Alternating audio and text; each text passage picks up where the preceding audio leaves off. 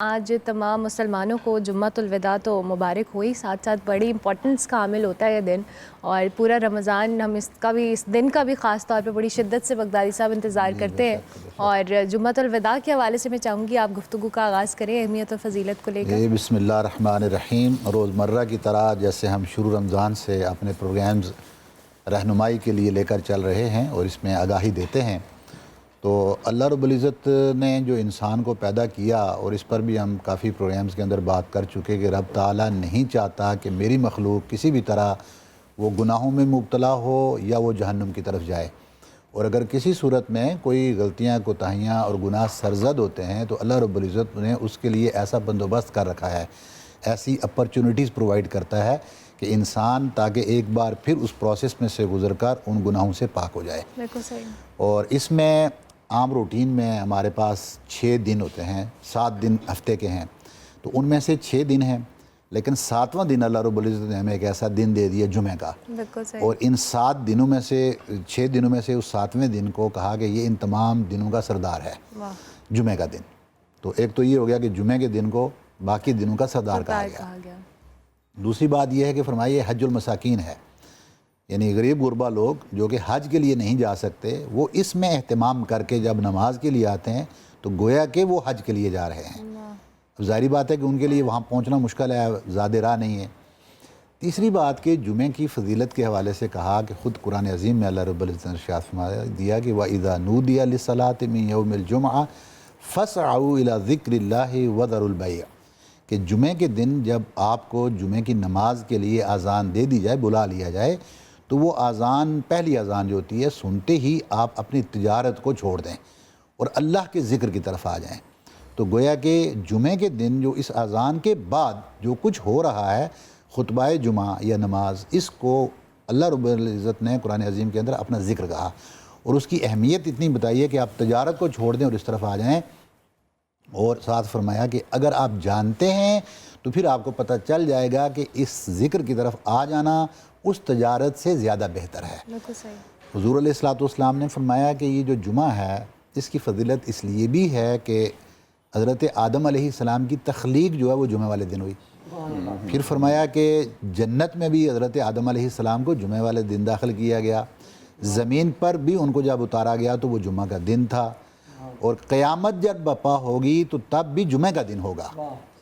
تو مختلف اس جمعہ کی فضیلتیں آپ علیہ الصلوۃ والسلام نے بیان فرمائی۔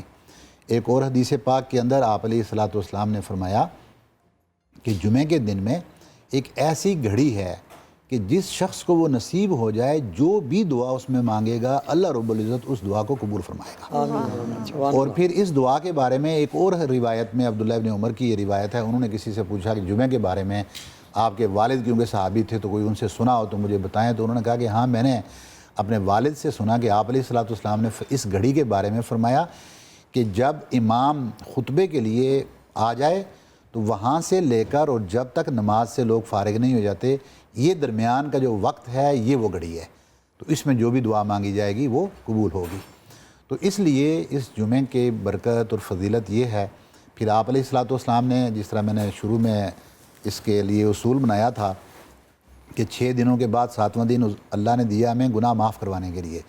حضور علیہ الصلوۃ والسلام نے فرمایا کہ جس کو جمعہ کا دن مل جائے وہ اس دن غسل کرے، خوشبو لگائے، تیار ہو کر بر وقت مسجد میں پہنچ جائے، صفیں چیرتا ہوا آگے نہ جائے جیسے لوگوں کو پھلانگ کے ہم جاتے ہیں، ہماری عادت ہے سروں سے گزرتے ہوئے، جہاں جگہ ملے وہاں جا کر بیٹھ جائے اور پورے اہتمام کے ساتھ اپنی نماز پڑھے، خطبہ سنیں۔ آپ نے فرمایا کہ پچھلے جمعے اور اس جمعے کے درمیان کے لیے تمام گناہوں کا وہ کفارہ ہے صغائر کے لیے۔ تو اتنی بڑی اس کی عظمت اور فضیلت ہے۔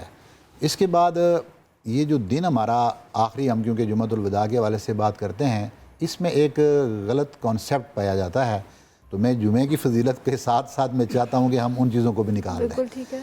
لوگ پورا سال نمازیں نہیں پڑھتے، اللہ نے 5 نمازیں فرض کی ہیں، اور پورے ایک نماز کے اوپر میکسیمم آگا 4 فرض پڑھتے ہوئے 4 منٹ لگتے ہیں، اچھے طریقے سے اگر آپ پڑھیں، ویسے تو لوگ 1 منٹ میں پڑھ لیتے ہیں، تو 4 منٹ لگتے ہیں، اور آپ پوری نمازیں اپنی ادا کریں۔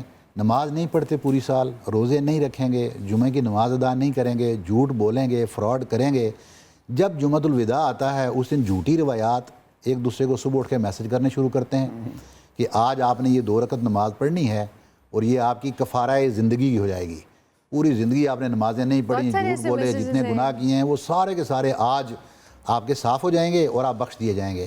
یہ قطعاً غلط ہے, ایسی کوئی روایت نہیں ہے اور ایسی کوئی چیز غلط منسوب کی جاتی ہیں, اور لوگ اپنے سستے اور بھونڈے طریقے ڈھونڈنے کے لیے تاکہ ہم اس میں سے بچ سکیں یہ ذرائع تلاش کرتے ہیں.